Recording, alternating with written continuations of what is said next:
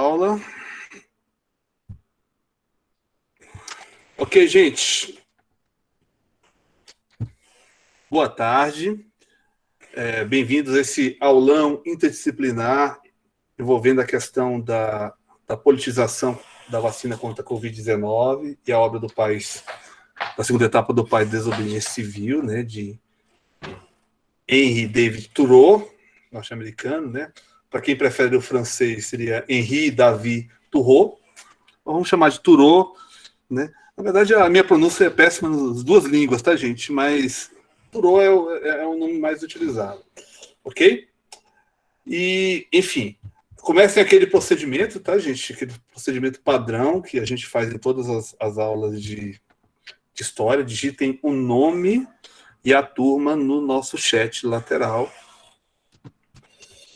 E entendam, gente, que esse esforço que a gente está fazendo é um esforço para tentar ajudar vocês e compensar, né, as perdas, né, pedagógicas que nós tivemos esse ano de pandemia. Né? Adriano, já chegou, gente? Deixa eu... Tô aí, Júlio, tô aqui. Você quer fazer alguma saudação para os meninos, Adriano? Antes de eu começar aqui? Fica à vontade aí, se quiser. Beleza, eu já estava com alguns deles ali na aula de biologia, mas, na verdade, é só agradecer o seu convite aí, cara, por ser um cara 10 aí. Ter o privilégio de fazer uma aula junto com você aqui, na verdade, eu aprendo muito mais do que o que eu vou ensinar. Vamos lá. A recíproca é verdadeira, cara, é uma honra. Então vamos lá, gente, sem delongas. E Adriano, me policia aí, cara, eu falo demais. Quando tiver ultrapassando muito tempo aí, você pode me chamar a atenção aí, tá? Gente, então vamos lá. Quando a gente pensa em Henri David Thoreau, né, ou Henri David Thoreau, né, a gente pensa em um filósofo revolucionário, tá? E um filósofo alternativo. Né? A primeira coisa que eu peço é não tentar enquadrar o Thoreau em nenhuma caixinha. Ele era liberal, ele era anarquista, ele era socialista. Não, ele era libertário. Ele criou uma corrente de pensamento meio autônomo. Tá? Muita gente critica o Thoreau, né? Diz que inclusive, que é uma literatura meio adolescente, que ele é muito idealista, que ele é muito... enfim, que as propostas deles não são concretas. Né? Mas eu imagino, tá, gente, que isso é uma crítica que parta de outros pensadores de esquerda, e a gente tem muito uma ditadura de uma esquerda, uma ditadura no bom sentido, né? Figurado, não estou falando de ditadura no sentido prático, não, mas uma hegemonia marxista nas esquerdas, gente, como eu já expliquei para vocês, que, na realidade, não representa a esquerda. Tá? Nós já estudamos isso quando a gente estudou os movimentos sociais do século XIX. Existiam outras esquerdas para além da esquerda marxista. Né? Existia a esquerda anarquista, existiam os socialistas utópicos. E o Thoreau ele pode ser enquadrado dentro de uma proposta de esquerda alternativa. Tá? Ele nasceu na cidade de Concord, em Massachusetts, que eu não consigo falar essa palavra, gente, nunca consegui, tá? Minha língua presa não permite, tá? E ele não era alguém, Massachusetts, alguma coisa aí, ele não era alguém pobre, tá, gente? A primeira coisa que a gente tem que situar, ele era filho de um burguês industrial, dono de uma fábrica de lápis. Tá? Isso propiciou que ele estudasse, né? Ele se formou em Harvard. Né? Então, assim, em literatura clássica e línguas, né? Mas ele não reforçou a estrutura da universidade. Tá? Ele já tem uma perspectiva alternativa desde a universidade. Ele foi professor, ele montou uma escola baseada em propostas pedagógicas libertárias, tá? Mas ele não morreu rico. Tá? Ele também não dependeu da herança do pai, não seguiu a carreira do pai, ele não tocou as empresas do pai. Tá? Mas ele tem uma infância, né? E uma juventude... privilegiada.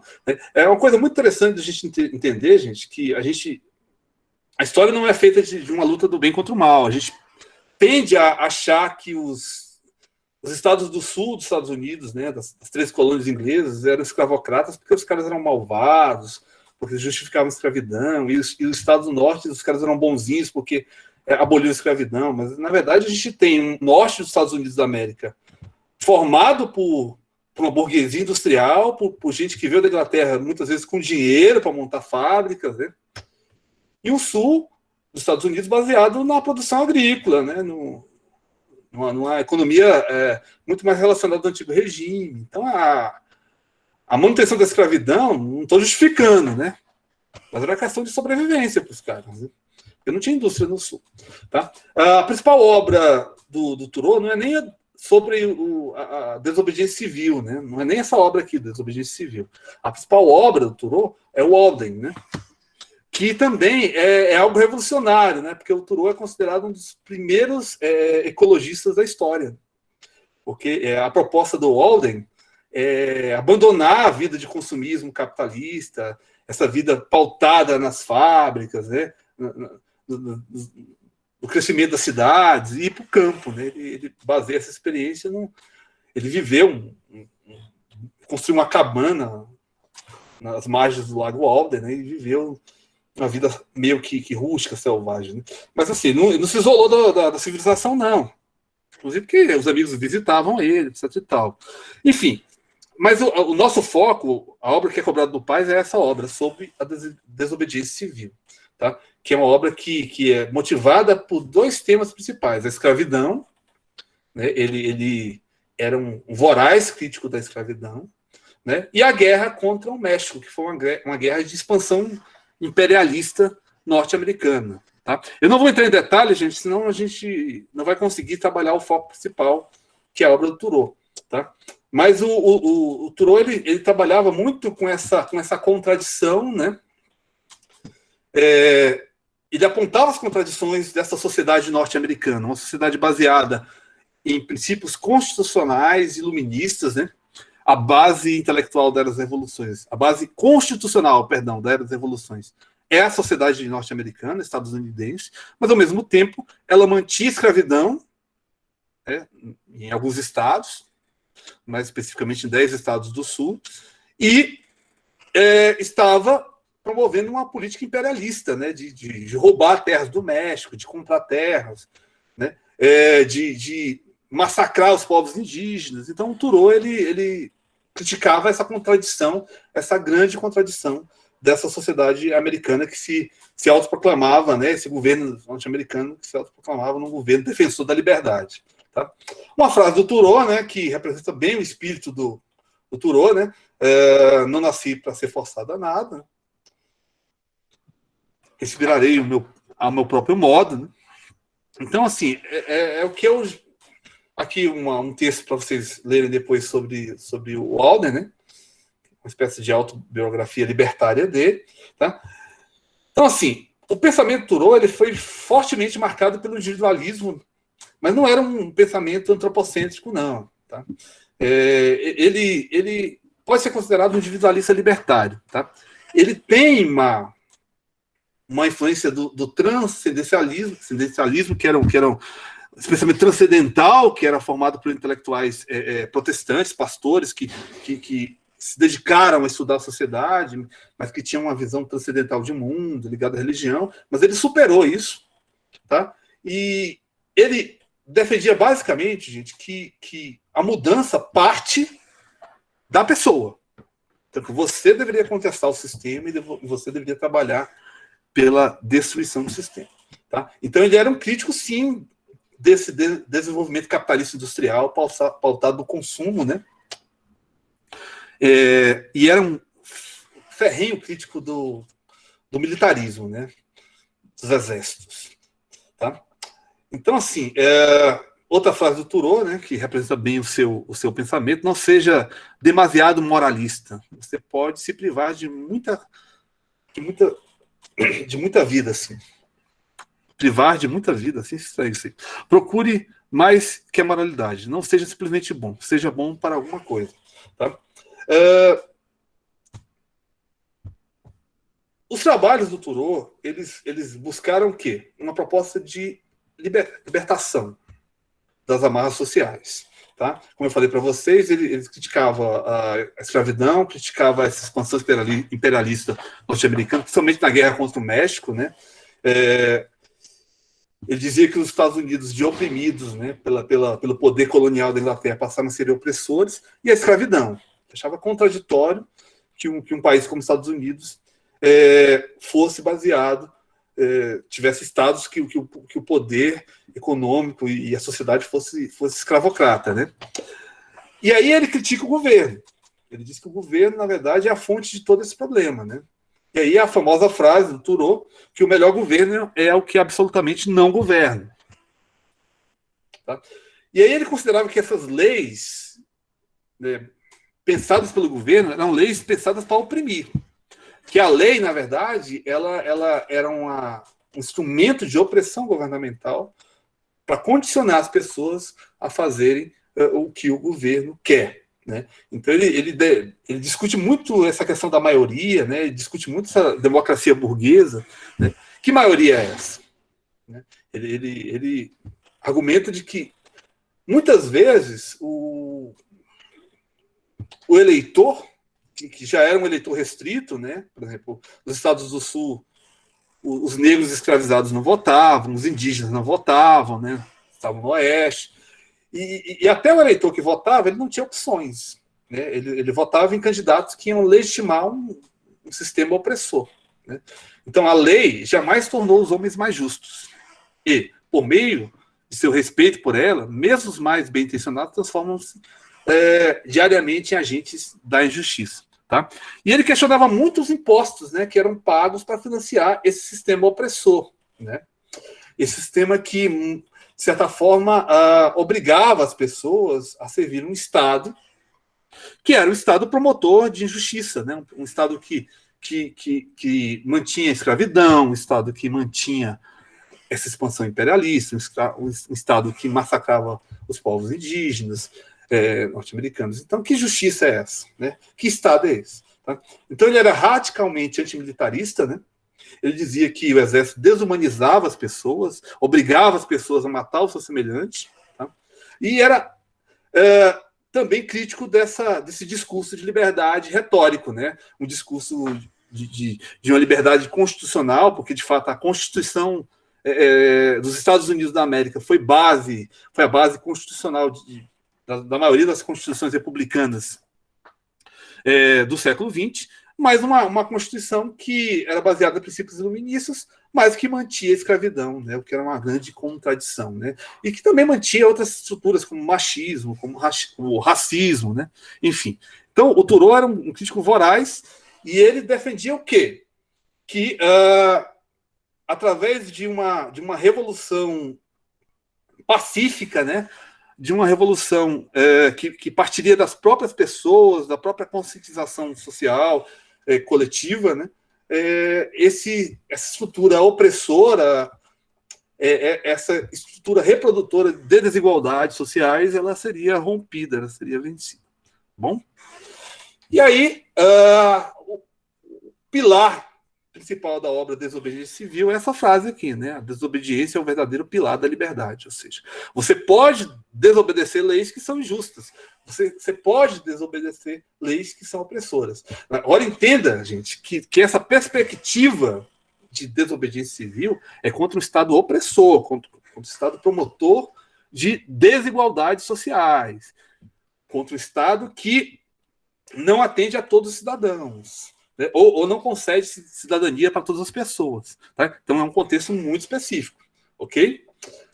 Inclusive, essa frase aqui representa bem o pensamento Thoreau. É um pensamento que, para muitos, é um pensamento idealizado, um pensamento utópico, né?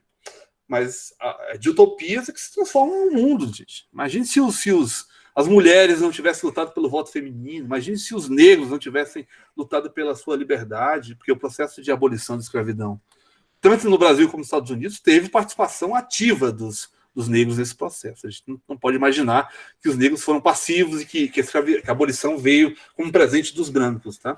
Então, assim, se você já construiu castelos no ar, não tenha vergonha deles.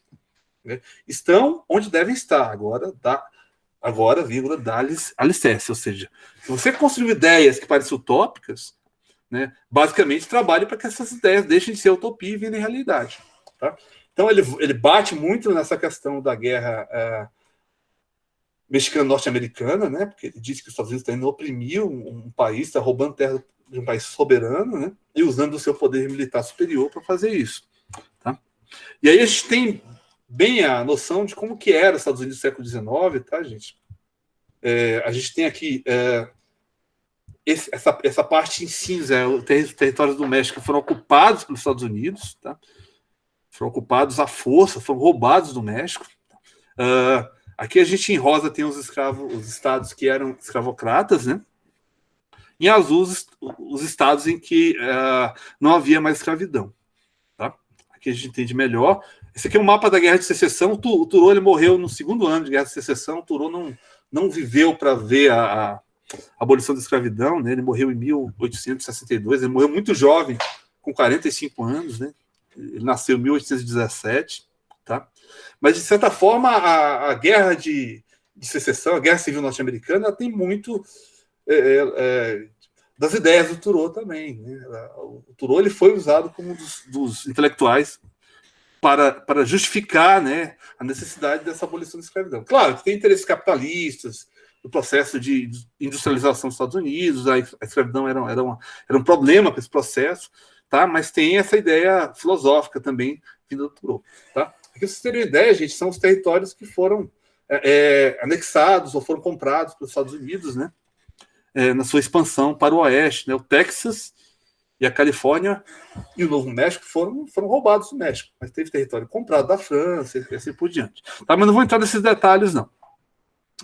Então é interessante a gente perceber que o Turô aprontava a desobediência civil como o único caminho possível para se construir uma sociedade mais justa, né? E essa desobediência civil deveria partir do povo, né? O povo deveria se conscientizar de que ele era explorado. Tá?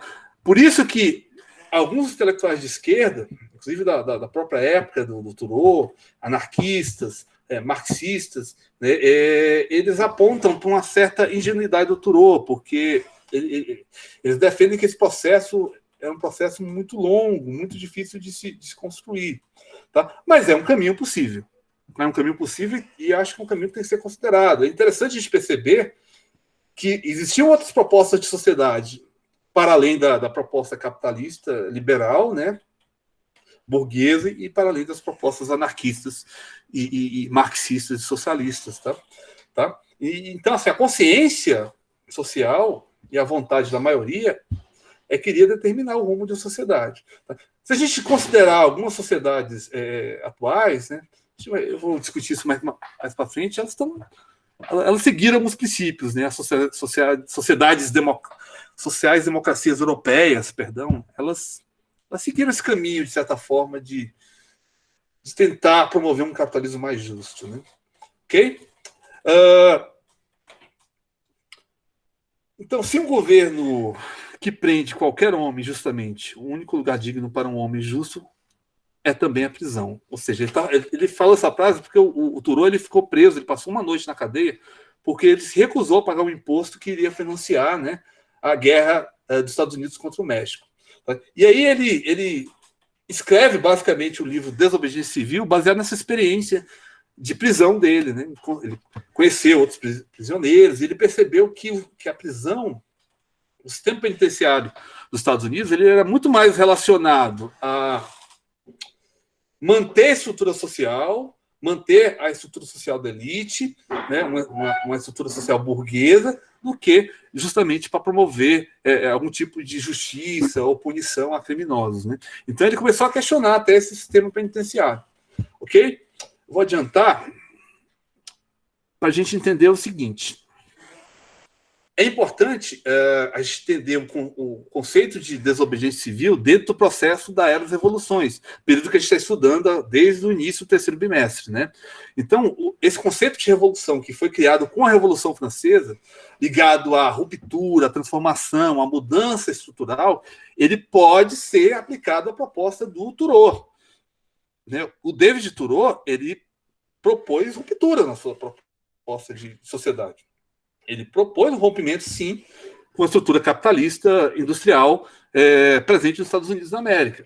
E esse rompimento ele pode ser relacionado, gente, a um campo mental. Eu já até expliquei isso quando a gente falou de movimentos sociais do século XIX, né? Um campo mental da esquerda, né? Principalmente a partir do Congresso de Viena, principalmente a partir de 1815, a gente percebe o quê? Que dois campos ideológicos, dois campos mentais, eles surgem na Europa e essas ideias vão ser, de certa forma, expandidas para o mundo ocidental. Tá?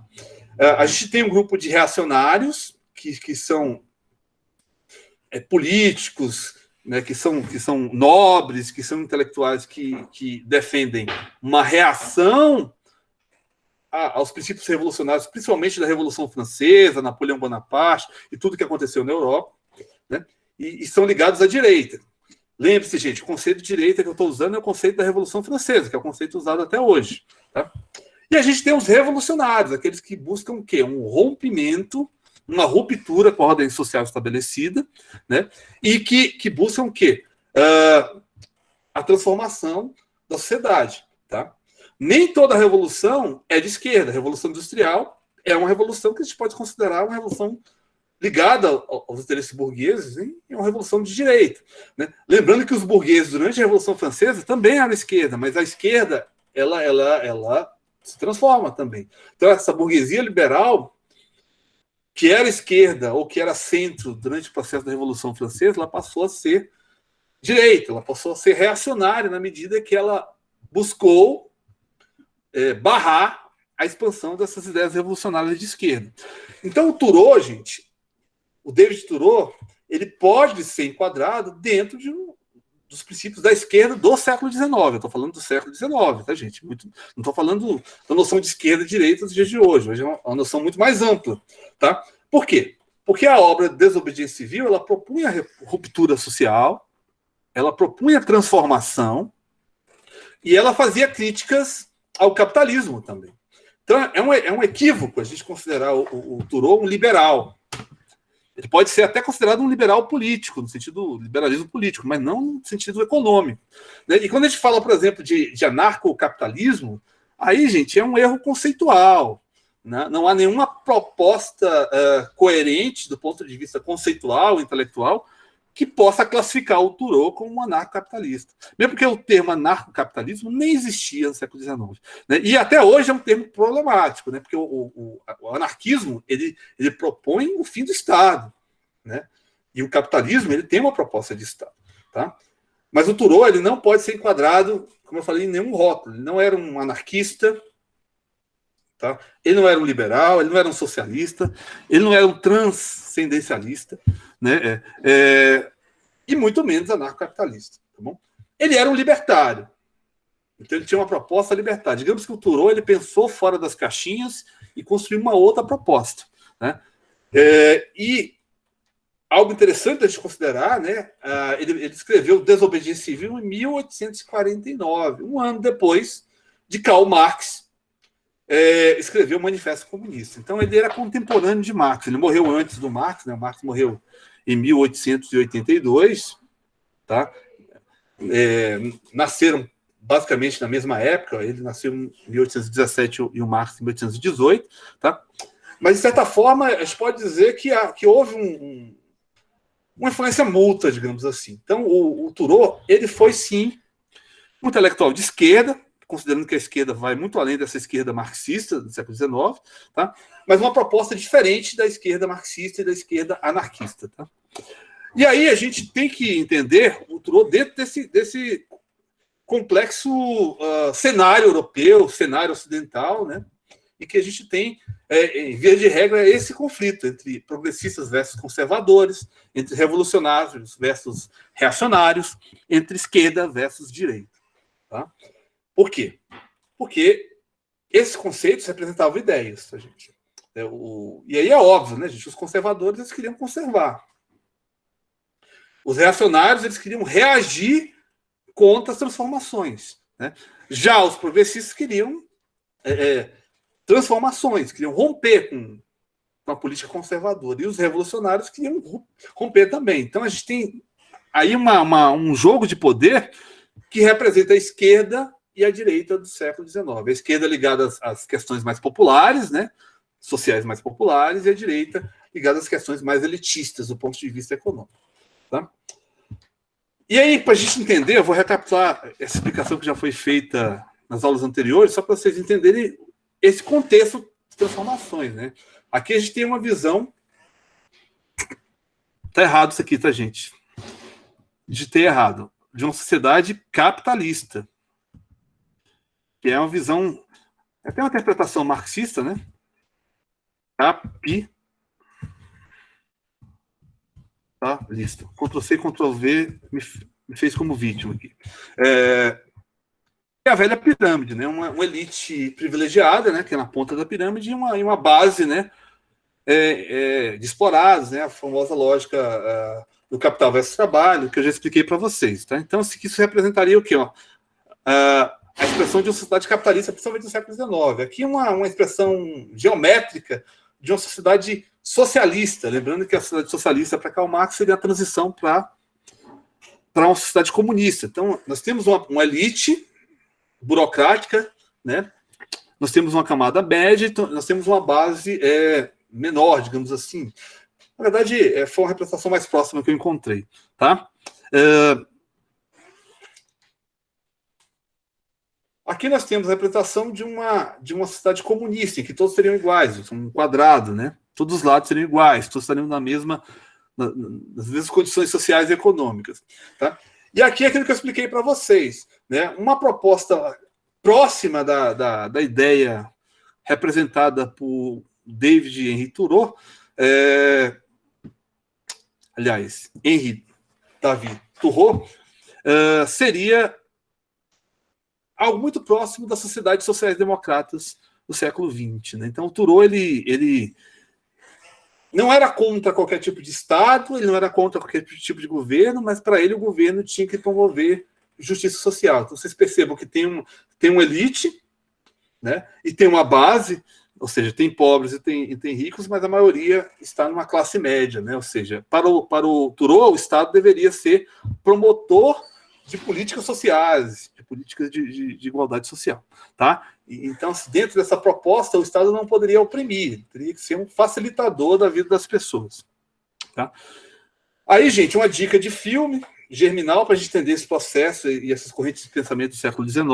Tá? Inclusive, eu vou passar o link do filme na nossa aula de história, tá? Porque ele vai ajudar vocês a entenderem melhor esse processo. Tá?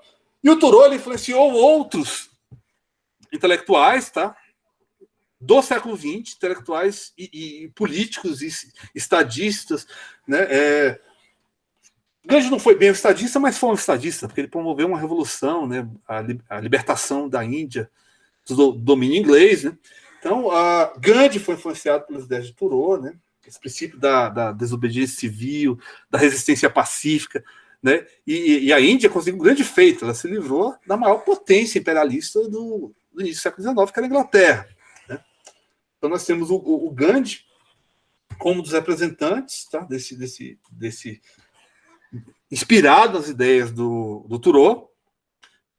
Além do Gandhi, nós temos Martin Luther King, né? Pastor, ativista negro norte-americano. É interessante a gente entender que a Guerra Civil norte-americana ela acabou na década de 60 do século XIX, mas até a década de 60 do século XX os negros ainda eram oprimidos, né? Ainda viviam num sistema de segregação racial, muito parecido com o que acontecia na África do Sul. E o Martin Luther King usou esses princípios da desobediência civil, foi preso por conta disso, né? De uma resistência pacífica, mas foi uma resistência muito poderosa. Ele foi assassinado por um radical, né?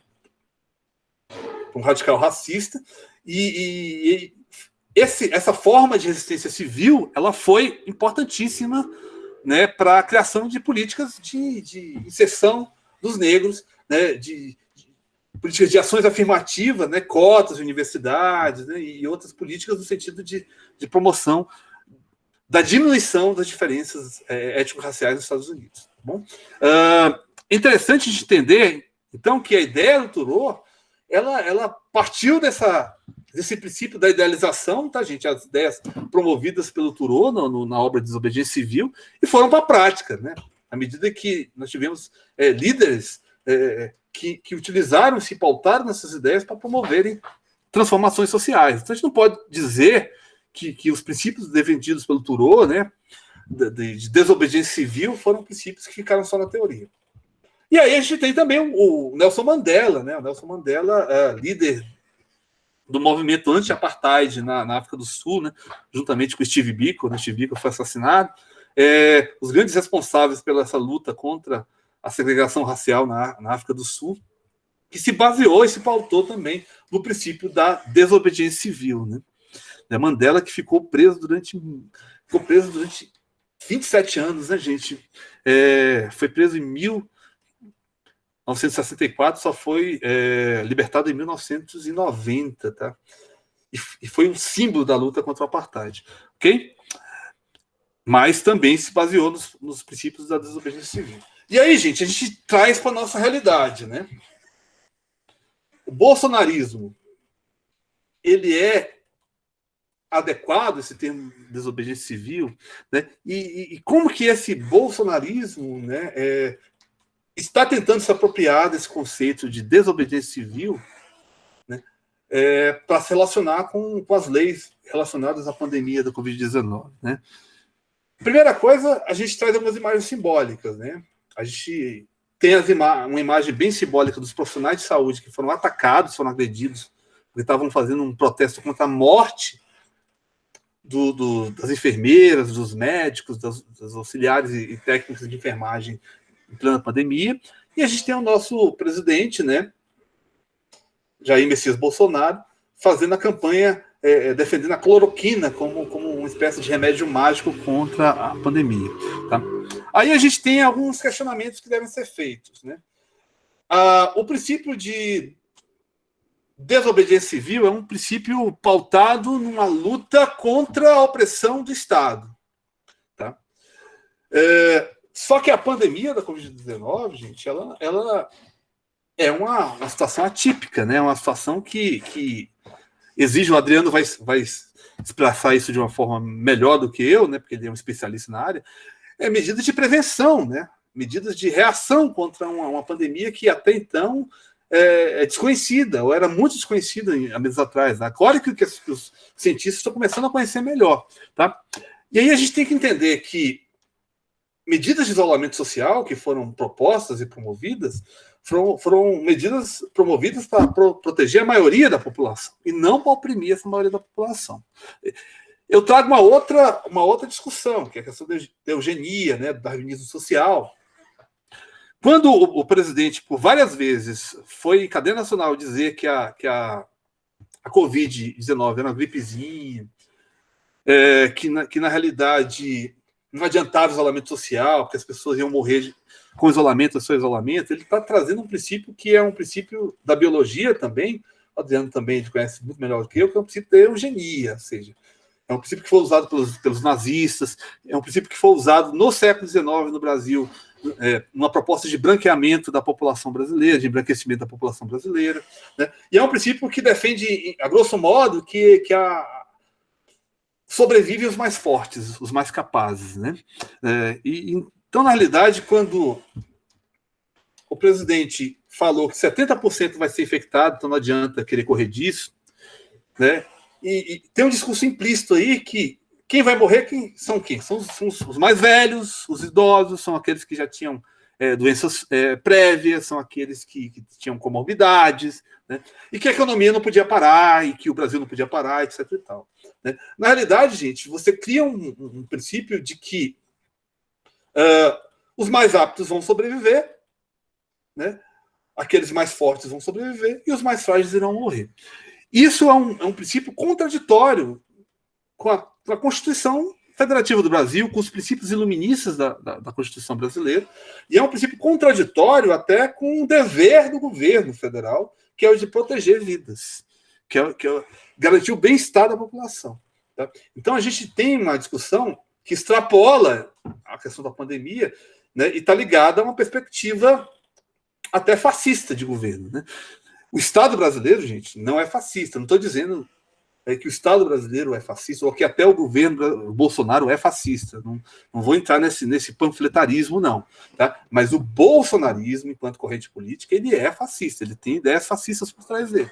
Tá? E o discurso do presidente Bolsonaro, o governo Bolsonaro, ele vai além do presidente. A gente não pode resumir o governo Bolsonaro às falas do presidente. Mas a fala do presidente Bolsonaro também tem inspirações fascistas. Né? Não estou dizendo também que o Bolsonaro chega a ser um fascista, mas ele tem tendências fascistas nas suas falas. Tá? E isso ficou bem evidente nessa fala aí. Tá? Então, na realidade, a gente tem uma lógica que contraria a ciência. Né? A gente tem uma lógica relacionada ao anti-intelectualismo, que é uma das características do fascismo. Né? Eu fiz um exercício aqui matemático, gente. Se a gente considerar que a população brasileira tem 209 milhões e 500 mil habitantes, tá? E 70% da população brasileira fosse contaminada, ou seja, 147 milhões de pessoas, né? Considerando um índice médio de 2% de mortalidade, né? A gente teria 2 milhões e 900 mil mortos pela Covid, seguindo essa lógica aí proposta pelo presidente. Ou seja, isso é o que eu chamo de eugenia, né? Uma ideia de eugenia. Né? Ou seja, o Brasil iria parar se 2 milhões e 900 mil pessoas morressem? Não. Do ponto de vista da produção capitalista, não. Do ponto de vista da sociedade, não. Né? Porque, de fato, 98% da população sobreviveria. Né? Mas, do ponto de vista social, seria uma tragédia enorme. Seriam 2 milhões e 900 mil vidas, né? Que impactaria outras milhões de vidas que seriam seus familiares. Tá? Por que eu chamo a atenção para isso? Porque isso tem muito a ver com a ideia que a gente tem de desobediência civil sendo deturpada, né? Quando a pessoa diz que tem o direito de não usar máscara, tem o direito de dar uma festa, tem o direito de ir para a rua, tem o direito de respeitar orientações ligadas à ciência, ligadas à saúde pública, ela está, na verdade, indo além, indo contra, né, o interesse de uma maioria. Então, é complicado. O conceito de Thoreau de desobediência civil não é esse. É o conceito pelo contrário, de proteger a maioria da população. O Thoreau, ele defendia o quê? O fim da opressão do Estado. Né? E esse conceito de desobediência civil contra as orientações da OMS, dos cientistas, é um conceito que não vai trazer libertação à maioria da população, e sim riscos, né? Riscos ligados, inclusive, à vida das pessoas. Né? Aqui a gente tem alguns números, né? Eu peguei ontem no site do Google, né? Para a gente entender que o Brasil é o terceiro em quantidade de infectados, né? Mas é o segundo em quantidade de mortos, né? Só perde para os Estados Unidos, né? E é um dos maiores em quantidade de casos por milhão de habitantes. Né? Enfim, nós temos, até ontem, nós tínhamos 178.995 mortes. Né? E muitas pessoas acham que a pandemia acabou, já está morrendo uns 100 mil por dia. Né? Estão morrendo 500 pessoas, 600 pessoas por dia. É como se um CEMI pegasse todas as pessoas que trabalham e estudam no CEMI e desaparecesse por dia. Então, a pandemia não acabou. Né? Eu até tenho minhas dúvidas se a gente está na segunda onda ou se a primeira onda nunca passou, né? Por conta justamente dessas medidas de isolamento social não terem sido cumpridas na prática, enfim, e a ciência ter sido desrespeitada. Então a gente traz o quê? Nesses protestos contra o isolamento social, contra a Covid-19, né, muitos representantes dessa direita bolsonarista diziam que estavam fazendo o quê? Estavam fazendo atos de desobediência civil contra os governadores. Mas é tão complexo a gente pensar sobre isso. Né? Se o governo federal é o governo que centraliza, né, as ações de saúde pública do Brasil, pelo menos deveria ser o governo que centralizasse isso, então é complicado. A gente está vivendo um período bem contraditório. Né? Se o governo federal, na figura do presidente, estimulou atos de desobediência civil, a gente pode dizer que essas pessoas elas estão promovendo atos de desobediência civil, mas ao mesmo tempo estão fazendo um papel de opressão àqueles que querem salvar suas vidas, àqueles que querem resguardar suas vidas.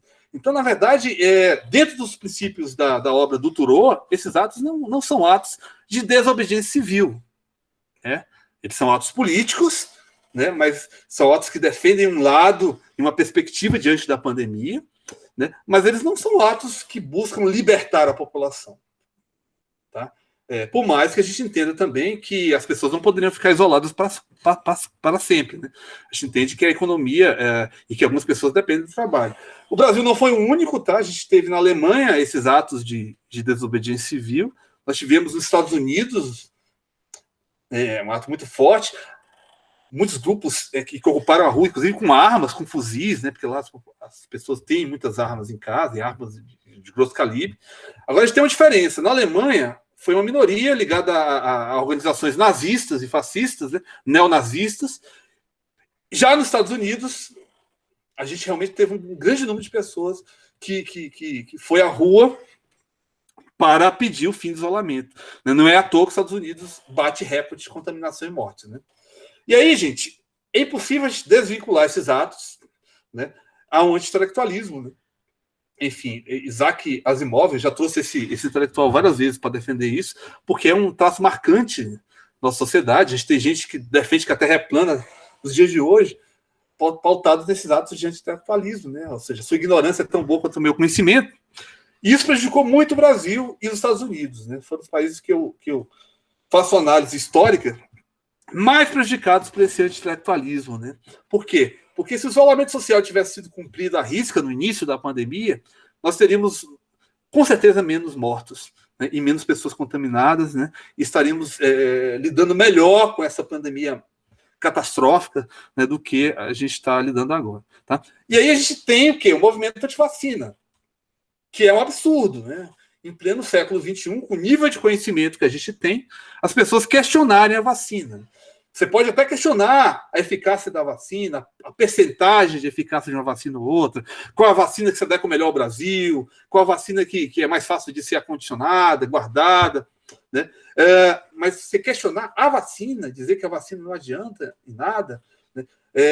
Foram as vacinas que livraram o Brasil de epidemias como sarampo, uma varíola, né? E outras doenças, como a poliomielite. Né? Eu tenho uma imagem da minha infância de colegas de escola que andavam em cadeiras de roda, que tinham paralisia infantil. Né? Então foi a vacina que radicou tudo isso. Então, quando o presidente disse que ninguém pode ser obrigado a tomar vacina, evidentemente que ninguém realmente pode ser obrigado a tomar vacina. Isso parte muito mais para uma conscientização. Mas uma fala vinda do presidente da República, ela é uma fala de uma liderança que pode influenciar as pessoas a não se vacinarem. Tá? E aí é muito complexo isso, gente, porque se alguém ou se um grupo deixar de tomar vacina, né, ele vai se transformar num polo de contaminação de outras pessoas. A gente sabe que o processo de vacinação ele não vai ser rápido. Mesmo porque o governo atual não se programou para isso, não comprou nem a seringa, gente. É um absurdo. 10 meses de pandemia, eles poderiam ter comprado pelo menos as seringas, né? Poderiam ter preparado pelo menos a estrutura de armazenamento das vacinas. E pior do que isso, a gente tem um processo de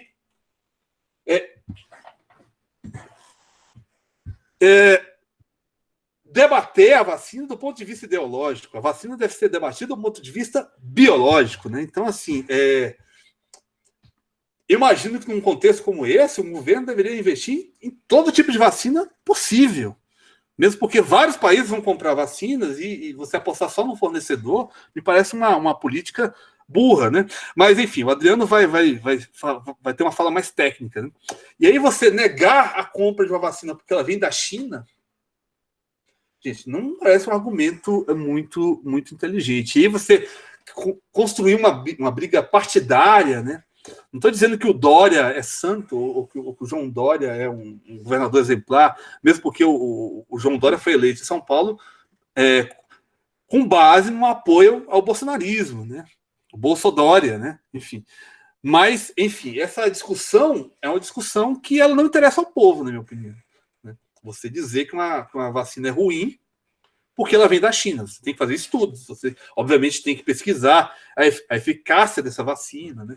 Você tem que pesquisar o preço dessa vacina, mas não dizer que a vacina é ruim quanto da China. Né? É a mesma coisa de dizer que a China é comunista, né, gente? É uma idiotice tremenda. A China é um país capitalista, ela tem um discurso comunista, ela tem uma economia de Estado, mas é um país capitalista, ela disputa mercado com os principais potências capitalistas do mundo. Então a gente tem aqui uma partidarização dessa vacina, a gente tem o Dória também tentando se promover, obviamente, usando a vacina como plataforma de campanha para 2022, sim, mas a gente tem uma discussão que não interessa nesse momento. O que interessa nesse momento é vacinar a população, grande parte da população, o mais rápido possível. Então, a gente tem um presidente interferindo nos ministérios, isso não é um princípio democrático, né?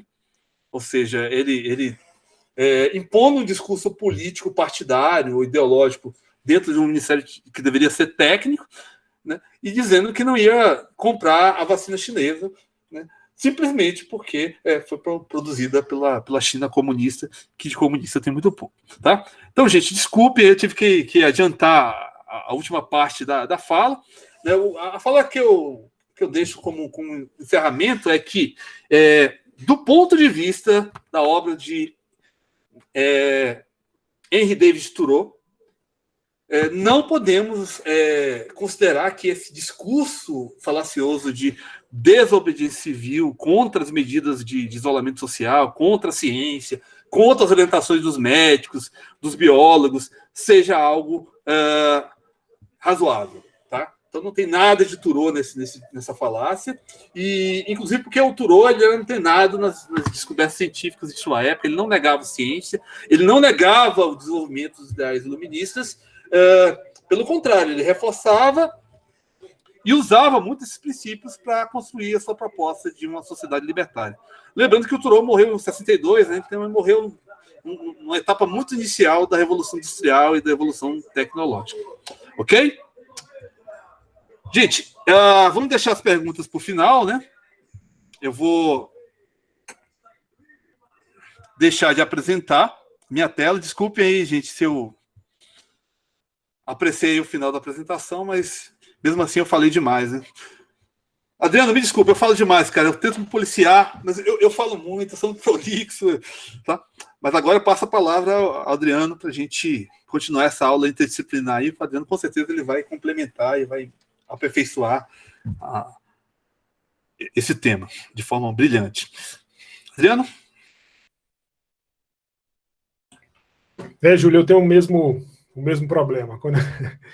Ainda mais quando a gente é apaixonado pelo que a gente faz, né, pela área que a gente trabalha, quando você começa a falar, você se empolga, quando você pensa ali que você se programou ali para 15, 20 minutos, você já dobrou esse tempo já. Eu também tenho esse probleminha que às vezes pode ser um problema, mas pode ser entendido também com a paixão que a gente tem pelo que a gente faz, a gente não consegue diminuir, né, a nossa empolgação. Isso é muito bom, ainda mais no nosso caso que já estamos há tanto tempo na educação, né, ter essa empolgação, eu acho que é bacana. Eu até brinco com eles. A aula de 15 minutos tem um monte no YouTube, cara. Até melhores do que as minhas. Eu tenho que, né? A gente tem que fazer algo a mais. E o que a gente faz é tentar ensinar, né? Porque muitas aulas de YouTube, esses esqueminhas, né? Essas coisinhas de macete para gravar, né? O cara parte do princípio que o estudante já tem um conhecimento, que ele já sabe. Então, o nosso objetivo é ensinar, né? E ali, não, o cara está revisando, ele está ensinando um macete para o cara gravar aquilo, né? E aí dá para ele fazer isso de forma mais simplificada, né? Mas vamos lá, pessoal, também deixa eu projetar então o que eu trouxe para vocês aqui.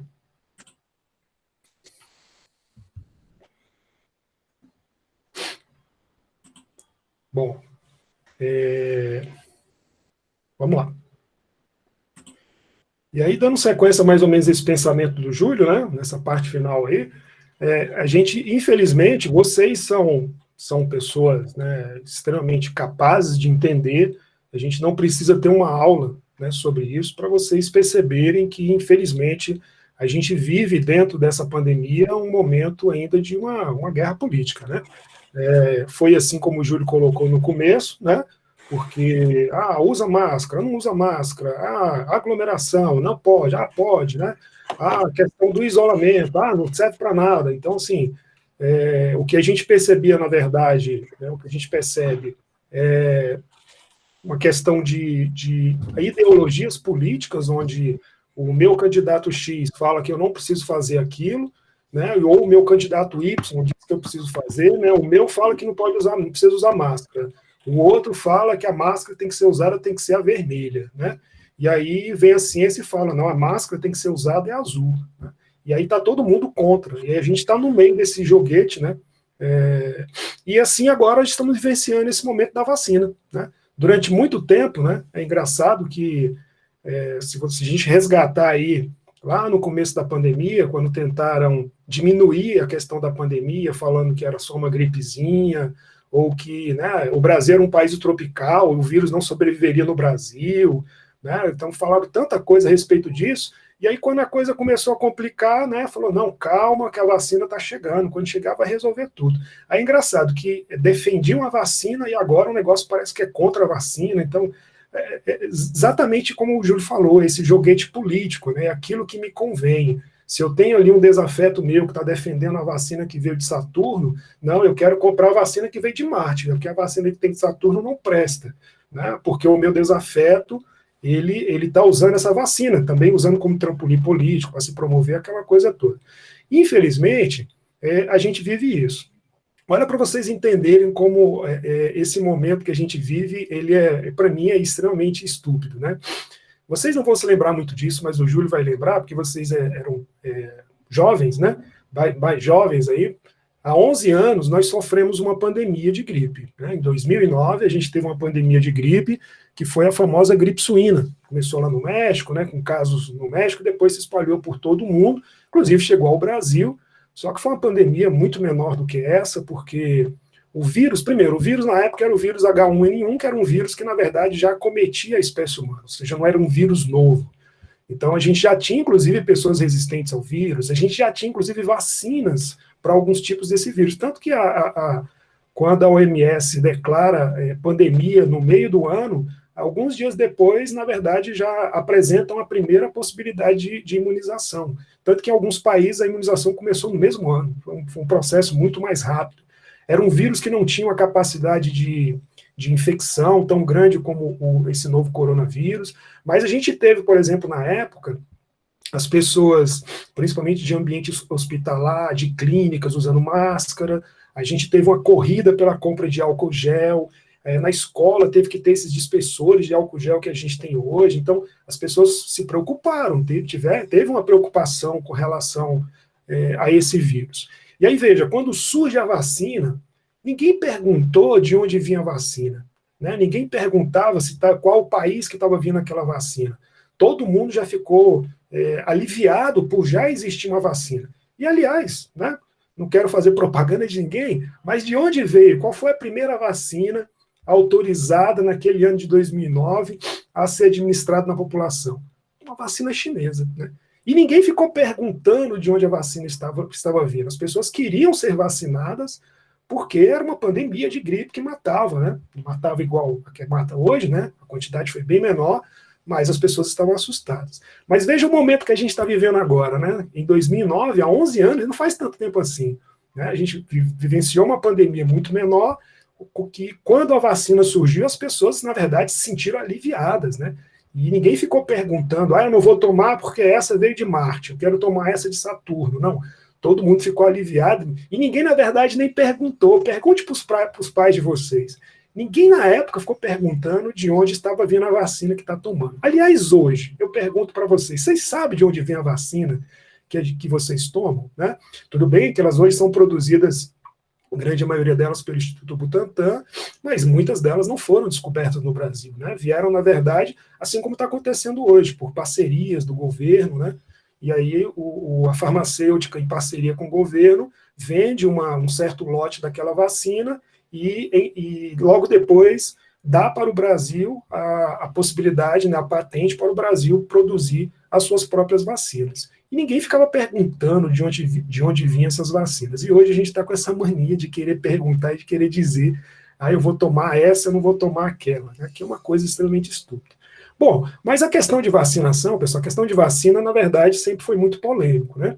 A própria origem da vacina, eu já contei essa história para os meninos do segundo ano, ela já é uma origem extremamente polêmica, né? Não vou nem falar muito aqui, porque você já conhece a história, só para a gente contextualizar. A história começa com esse médico inglês Edward Jenner, né, final do século XVIII, 1796. A Inglaterra e a Europa, na verdade, sofria com uma pandemia de varíola, que era uma doença infecto-contagiosa, causada por um vírus. Óbvio, ninguém na época sabia que era vírus, né, nem se sabia da existência de vírus, mas era uma doença que matava, né? Então, vamos fazer uma semelhança com o que a gente está tendo agora, é uma pandemia que matava as pessoas, né? E esse médico, ele criou uma hipótese brilhante, né? A experimentação para comprovar essa hipótese não foi muito ética, na verdade foi extremamente antiética, né? Mas a ideia dele foi brilhante. O que ele observou, cara? Ele observou que existia uma variedade de uma doença parecida com a varíola, que acometia bovinos, essas feridas que davam nos tetos da vaca, e aí os camponeses, as pessoas, quando iam ordenhar essas vacas, acabavam tendo contato com essas secreções contaminadas da vaca, das feridas, e contraíam um tipo de doença parecida com a varíola, só que muito mais branda, muito mais fraca, nas mãos, ficava com as feridinhas nas mãos. E aí o Jenner observou que os camponeses que tinham essas cicatrizes nas mãos, que demonstrava que eles tinham contraído essa doença bovina, simplesmente não contraíam a varíola humana, mesmo tendo contato com pessoas que estavam sofrendo de varíola. Então, ele teve a ideia, né, criou uma hipótese de que essas pessoas, por terem contraído essa doença bovina, estariam imunizados contra a varíola humana. E as pessoas que contraíam essa doença bovina sobreviviam, porque era uma doença muito mais fraca, muito mais branda. Então ele teve a ideia, então isso quer dizer que para eu ficar imune à varíola humana, que mata, basta eu contrair essa doença bovina. E aí, para comprovar essa hipótese dele, né, que não foi nada ético, ele inocula em um garotinho uma secreção de uma ferida de um bovino contaminado. E acaba contaminando o garoto com essa doença bovina. Ele desenvolve a doença, né, mas como sempre acontecia, surgem umas feridinhas ali nas mãos, o garotinho melhora depois de um tempo, e aí depois de um tempo ele injeta nesse mesmo garoto uma secreção oriunda de feridas de uma pessoa, de uma mulher contaminada com varíola humana, no caso. E o garotinho não desenvolve a varíola. E aí com isso ele demonstra que realmente, para você ficar imune à varíola, bastava ter contraído essa doença mais branda bovina, né?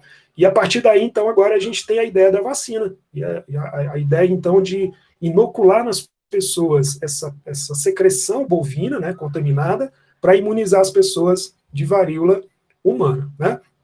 Aliás, o nome vacina, né, vem do radical de vaca, em homenagem justamente a essa questão que foi descoberta pelo Edward Jenner, né? Mas veja como é polêmico o negócio, né? Quer dizer que eu vou injetar em você uma doença para que você não tenha outra, né? Então, aqui já surge uma questão que as pessoas questionam muito com relação à vacina. E aí eu chego aqui, né, não vou nem falar muito sobre isso, porque isso é campo do Júlio, mas eu chego nessa famosa passagem no Brasil da revolta da vacina, né? Quando isso aqui foi em 1904, né, Júlio? 1904? Que no Rio de Janeiro, né, existe uma determinação para vacinar a população. Na verdade, o Rio de Janeiro está tendo ali uma infestação, questão de lixo, infestação de outras doenças, entre elas a varíola, inclusive, tinha muitas pessoas acometidas por varíola. E aí o governo obriga a questão da vacina. E a vacina, nessa época aqui, ainda era uma vacina muito rudimentar, porque eles usavam a secreção, justamente lá na época do Edward Jenner, né? A ideia era mesmo, usar a secreção bovina, né, contaminada, para inocular nas pessoas essa doença bovina, para que a pessoa ficasse imunizada da varíola humana. E aí a gente culmina com essa revolta da vacina, que na verdade, pelo que eu andei lendo, né, Júlio, teve outras questões envolvidas, né? O povo já era bem oprimido, então essa questão da obrigação da vacina foi meio que o estopim, né, para estourar. Não foi, na verdade, exatamente só por causa disso, né? Mas, enfim. Eles questionaram que, assim, o Estado não dá nada para a gente, aí vem nos vacinar, né? Então, porque, na verdade, a doença tinha que ser prevenida, né, Adriano? Saneamento básico, sentido. Exatamente. Bom, mas só para contextualizar para vocês, né, chegando aqui no Brasil, como é que essa questão da vacina sempre foi muito polêmica, né? E aí a gente chega já um pouco mais perto da gente, talvez uma das maiores polêmicas, né, envolvendo vacina, tenha sido essa aqui esse é um médico inglês, também isso foi em Londres, esse Andrew Wakefield, em 1998. Esse cara apresenta para a comunidade científica, inclusive uma revista famosa, Lancet, né? Ele apresenta um estudo que foi feito por ele com 12 crianças. Na verdade, até ele mesmo, na época, falou que era um estudo apenas preliminar, ele não tinha ainda conclusões, né, prontas a respeito disso. Inclusive, isso foi um grande erro, né, porque uma coisa que ia mexer muito com a questão da vacina, e você apresentar isso como apenas preliminar. Mas o que acontecia? Esse cara estudou essas 12 crianças, e aí, segundo ele, as 12 crianças apresentavam o transtorno do espectro do autismo, né? E todas elas haviam sido vacinadas por uma vacina chamada de tríplice viral. Para a gente aqui no Brasil, você toma essa vacina com 1 ano de idade, com 12 meses, e é uma vacina que previne o nome tríplice viral, né? 3 doenças virais: varíola, cachumba e rubéola. Então é uma vacina que faz parte do nosso calendário nacional aí de vacinação. Você recebe essa vacina gratuitamente pelo SUS. E essas 12 crianças, elas haviam sido vacinadas. E 11 dessas 12 crianças, ele encontrou vestígios de vírus do sarampo, mesmo que essas crianças não tinham desenvolvido um sarampo, ou seja, elas não estavam com sarampo, mas elas tinham o vírus do sarampo. E aí esse cara, então, lança uma ideia, né, uma possibilidade para ele de relacionar o fato dessas crianças terem um transtorno do espectro do autismo com o fato delas terem sido vacinadas pela tríplice viral. Mesmo ele dizendo que era um estudo preliminar e que ele precisava ainda terminar esse estudo, isso aí já causou um impacto, né, negativo muito grande com relação à questão da vacinação. E a partir daí, inclusive, que começam a surgir esses movimentos, né? Eu concordo com o Júlio, eu chamo de movimentos idiotas, né? De movimento contra a vacina, esses movimentos aí anti-vacina. Foi na época, né? Toda a comunidade científica ficou estarrecida com isso, porque se existe alguma coisa, uma unanimidade dentro da comunidade científica, é a questão da importância das vacinas, né? Se você jogar no Google aí as grandes descobertas da medicina, você vai encontrar entre as 5 primeiras grandes descobertas a questão da descoberta do princípio da vacina. Então, isso causou um impacto negativo muito forte, inclusive em comunidades, né, que passaram a se preocupar com a questão da vacinação. Você começou a ter uma redução da vacinação em muitos países, né, principalmente países que tinham um índice de escolaridade um pouco menor, porque as pessoas elas ouvem uma coisa e acabam entendendo aquilo errado, né? Mas muitos também começaram a correr atrás para derrubar justamente esse tipo de estudo. Muitos estudos foram feitos depois que esse camarada apresentou essa pesquisa, né, tentando verificar essa relação entre a vacina e o transtorno do espectro do autismo, né? Muitos, inclusive, já começaram, a Dinamarca, por exemplo, tinha começado uma pesquisa muito grande na época também, para verificar essa possibilidade, e a conclusão é que, na verdade, nenhum desses estudos mostrou qualquer relação, inclusive com algum princípio da vacina, porque chegaram a sugerir isso também, que de repente não era bem a vacina que provocaria isso, mas alguma substância usada na vacina, e nada disso foi descoberto. Muito pelo contrário, né? Na verdade, pouco tempo depois disso aqui, uma investigação, né, se iniciou, né, para verificar, inclusive, o estudo que ele fez, né, se tinha seguido os preceitos e os princípios, né, científicos e tal. E aí, na verdade, descobriram que nessa mesma época, esse Andrew Wakefield, ele havia pedido, né, ele tinha um pedido de patente de uma vacina contra o sarampo. Né? Então, isso na época foi entendido, no mínimo, como uma questão de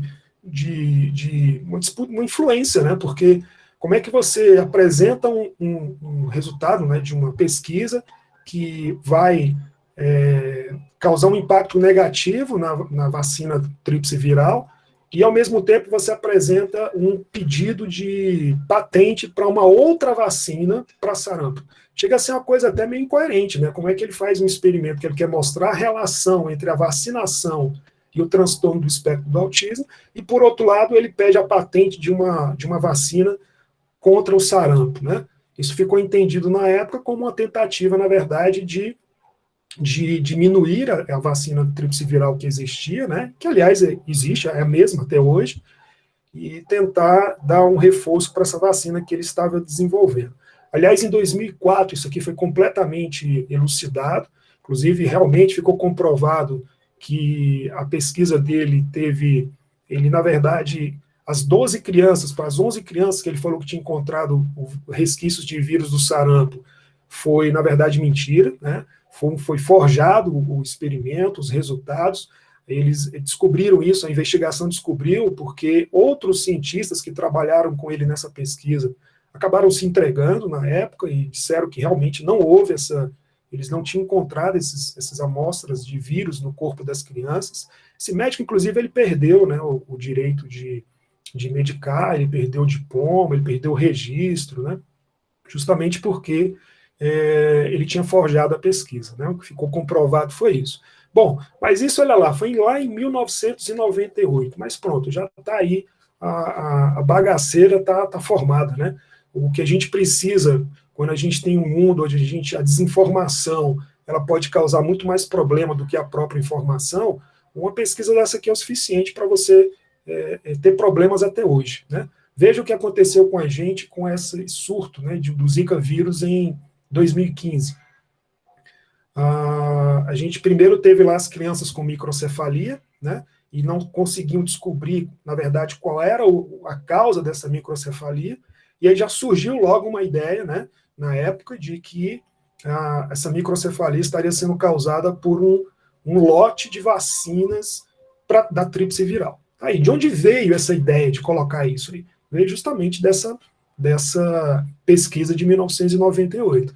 E até hoje a gente enfrenta isso, né? Ou seja, isso aqui foi desmascarado, isso foi comprovado que essa pesquisa foi forjada, que não houve relação nenhuma, né, dessas crianças com o fato de elas terem um transtorno do espectro do autismo com a vacinação, mas até hoje a gente fala disso, né? Até hoje tem pessoas, inclusive, que acham que vacina pode provocar algum tipo de problema. Então, o ano passado, em abril do ano passado, a Dinamarca apresentou uma pesquisa, uma das maiores pesquisas feitas com relação a essa questão de vacinas provocarem transtorno de espectro do autismo, uma pesquisa que eles fizeram durante 11 anos, em 1999 até 2010. E aí, o ano passado, eles apresentaram os resultados dessa pesquisa. Olha aí, foram mais de 650 mil crianças estudadas nessa pesquisa, para tentar mostrar, né, verificar se havia alguma relação no fato das crianças terem sido vacinadas, e não só pela tríplice viral, a pesquisa foi feita com outras vacinas também, e relacionar isso com o transtorno do espectro do autismo. E não houve nenhuma relação. Eles conseguiram comprovar que crianças vacinadas ou crianças não vacinadas, você tinha o mesmo índice de crianças que poderiam apresentar esse transtorno. Inclusive, eles estudaram crianças que tinham histórico na família desse transtorno, crianças com vacina, crianças sem vacina, e não foi demonstrado nenhuma relação com relação a essa questão da vacina com o transtorno do espectro do autismo. Então, essa pesquisa, que foi apresentada o ano passado pela Dinamarca, ela é considerado aí pelos cientistas como o marco que fecha, né, esse negócio de querer relacionar a vacina com qualquer outro tipo de problema, ok? Enquanto isso, no Brasil, o que a gente está tendo, né? Então, a gente tem aí essa pesquisa forjada, né, que acabou manchando a questão da vacinação. A gente tem a derrubada disso por completo, não existe relação nenhuma com isso, né? E olha o nosso Brasil, que às vezes a gente fala muito, né, eu já disse isso para vocês, né? A gente às vezes fala mal do Brasil, mas o Brasil tem muita coisa boa. E uma das coisas boas que a gente tem no Brasil, além do Sistema Único de Saúde, né, é essa questão da vacinação. O Brasil tem um dos planos de vacinação melhores do mundo. Tem muitas vacinas que a gente tem aqui no Brasil que elas não são administradas de forma gratuita pelo sistema de saúde em outros países, né? Uma delas é a BCG, a da tuberculose, essa que deixa a marquinha na gente, né? Muitos países não têm o seu plano de vacinação, por exemplo, a BCG, e nós temos aí de forma gratuita. Olha que interessante, em 94 o Brasil ganha o título de livre da poliomielite, que era o que antigamente a gente chamava de paralisia infantil. Então, olha, em 1994, o último caso de poliomielite que a gente teve no Brasil foi em 1990. Então, a partir de 94, o Brasil recebe esse título aí de livre da poliomielite. Olha o que acontece esse ano, né? A gente tem risco de retorno da poliomielite. Aí eu pergunto, por que isso? Por que tem esse risco de retorno hoje? E por que a gente conseguiu vencer a poliomielite ali no finalzinho da década de 80 e início da década de 90? Pessoal, por mais religioso que eu seja, eu tenho certeza, isso não foi milagre, não. Isso não foi outra coisa que não campanhas maciças de vacinação que a gente teve na década de 80, né? Criação de personagens, o Júlio vai lembrar disso, porque ele também era criança como eu, o Zé Gotinha, né? Uma campanha maciça que realmente funcionou. Eu acho que também tem um fato que ajudou, o fato da vacina ser uma gotinha, não é seringa, não é injetável, né? Então, a criançada curtia a questão da vacina. Mas, gente, não foi milagre, não. Foi a vacinação que fez o Brasil ficar livre da poliomielite. E é a não vacinação, ou a negação, né, dessa importância da vacina, esse movimento anti-vacina, que a gente tem hoje o risco do retorno da poliomielite. Porque é exatamente como o Júlio falou. Se eu, aqui na minha casa, se eu deixo de me vacinar, primeiro, nenhuma vacina é 100%, pessoal. Nenhuma vacina ela é 100%. Você sempre vai ter a possibilidade de você não desenvolver anticorpos, ou você não desenvolver anticorpos em quantidade suficiente, e você fica suscetível a contrair aquela doença. Nenhuma vacina é 100%. Então, se eu deixo de me vacinar, por exemplo, na minha casa, aqui sou eu, minha esposa e 2 crianças. Se todos eles se vacinam, mas eu deixo de me vacinar, eu tenho a possibilidade de contrair a doença. E se eu contraio a doença, eu trago a doença para minha casa. E como a vacina ela não é 100%, eu vou ter a possibilidade de alguém, mesmo vacinado, de repente ter contraído a doença. Agora é óbvio, né? Aí você vai pensar, professor, se tem chance de contrair a doença, então para que vacina? Gente, a vacina, ela tem 90, 94, 95% de eficácia. Você quer negar que é muito mais interessante estar todo mundo vacinado do que não estar vacinado? Mesmo que você tenha a possibilidade de algumas pessoas contraírem, se você não tem ninguém vacinado, todo mundo vai contrair, todo mundo tem a possibilidade de contrair. Então, se você deixa de vacinar, você não desprotege só aquela pessoa que está sem vacinar, você desprotege todo mundo que está em contato com aquela pessoa, inclusive as pessoas vacinadas, porque, de novo, a vacina ela não é 100%. Né? Olha, em 2016, o Brasil ganha aí o título de livre de sarampo, a gente consegue erradicar o sarampo do Brasil, de novo, foi milagre não, foi campanha de vacinação, essa tríplice viral que eu falei que a gente toma com 1 ano de idade, sarampo, cachumba e rubéola. E aí, em 2018, a gente tem um surto de sarampo no Brasil, principalmente ali em alguns estados da região norte, né, onde a gente tem mais de 10 mil casos ali, né, e dali acabou se espalhando para outros centros urbanos, né, São Paulo a gente teve casos também, Rio de Janeiro, uma doença que a gente tinha erradicado em 2016. E aí aqui, de novo, o que aconteceu aqui?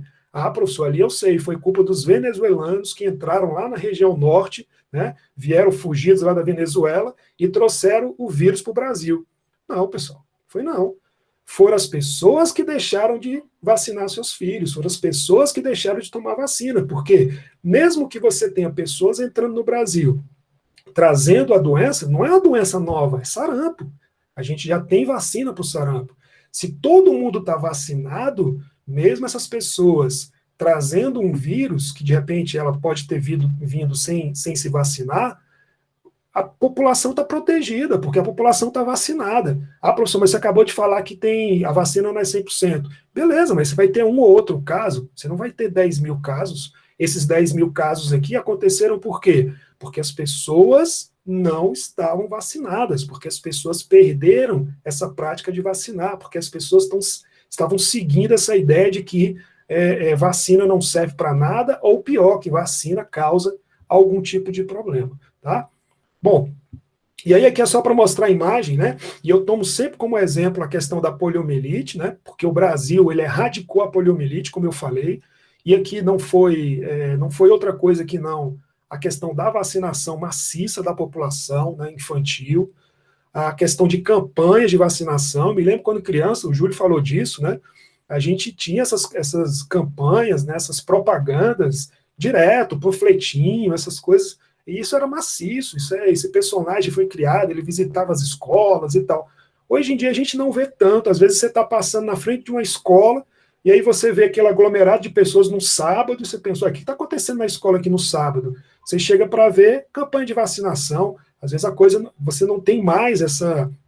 E aí eu estou criticando o governo mesmo, porque você não tem mais essa campanha maciça na mídia, né? Colocando na mídia, e muito mais, a questão da importância dessa vacinação. Né? Quando você tem muitas vezes um governo que ele não dá a devida atenção para a vacinação, né? Concordo quando o Júlio fala também que a questão de é complicado você falar que vai ser obrigado a tomar a vacina, né?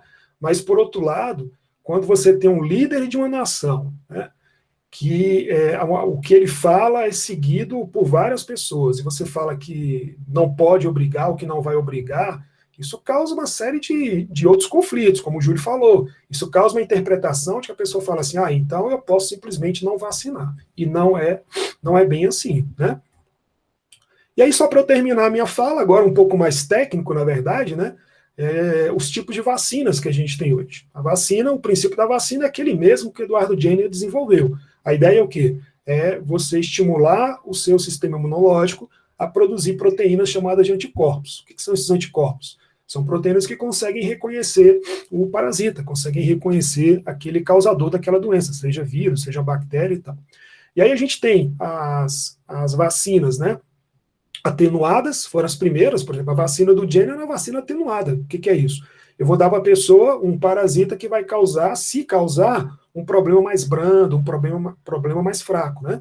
Então, obviamente que hoje a gente não faz mais isso, né? Hoje, por exemplo, em um laboratório, você pode atenuar um vírus, eles usam algumas substâncias químicas, como alguns álcool, por exemplo, éter, e aquilo enfraquece o parasita, e aí é isso que você administra na vacina para a pessoa. Você recebe um parasita atenuado, esse parasita ele não é capaz de te causar doença, né? Professor, mas se ele está só atenuado, ele não pode, ele é tão fraco, mas tão fraco que ele não é capaz de causar doença, que muitas vezes pode acontecer, né? Que na maioria das vezes que acontece quando a pessoa toma alguma vacina tem algum tipo de problema, na verdade é alguma alergia, né? Você pode ter alguma reação, algum princípio da vacina, alguma coisa assim. Na verdade, não foi o parasita que te causou algum tipo de problema. É muito comum as pessoas falarem, não vou tomar vacina para gripe porque toma vacina e fica gripado.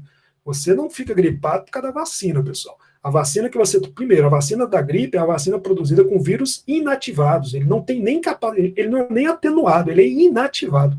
Ele não tem capacidade de causar nenhum tipo de problema. Você fica gripado porque existem vários tipos de vírus da gripe. E aí você deu o azar, coincidência, de você ter contato com o vírus da gripe depois de ter sido vacinado. E detalhe, aquela vacina que você tomou não previne contra todos os tipos. Aquela vacina previne, a do SUS previne contra 3 tipos de vírus. A gente chama que ela é trivalente. Então são os 3 tipos de vírus que mais acometeram a população. E detalhe, não é gripezinha simples. É a gripe A, por exemplo, é o H1N1, que são gripes que matam. Ou seja, se você contraísse uma gripe por causa da vacina, não ia ser uma gripezinha simples, você poderia ter a possibilidade de morrer, porque seria uma gripe muito mais forte. E volto a repetir, a vacina não tem nenhuma possibilidade de causar gripe, porque é produzida com um vírus inativado. Ele não tem capacidade de causar nenhum tipo de problema, tá? Aí a gente tem as vacinas inativadas, que aí é uma evolução, né, dessa vacina atenuada, desenvolvida pelo Edward Jenner, que como o próprio nome já está dizendo, o parasita que está ali, ele está totalmente inativado, ele não tem capacidade de causar doença. Aí eu coloquei que é o caso da vacina chinesa, né? É o caso da Coronavac, né? Ela é produzida com o SARS-CoV-2 inativado. Isso aqui é o que a gente tem de mais antigo de vacinas, né? As vacinas, a maioria delas são produzidas com parasitas inativados. Então, é uma vacina que você tem muito conhecimento, porque, como eu disse, é o mais comum a gente produzir esse tipo de vacina, né? E é justamente o princípio dessa vacina produzida na China. Aí a gente tem as vacinas com subunidades. O que é isso?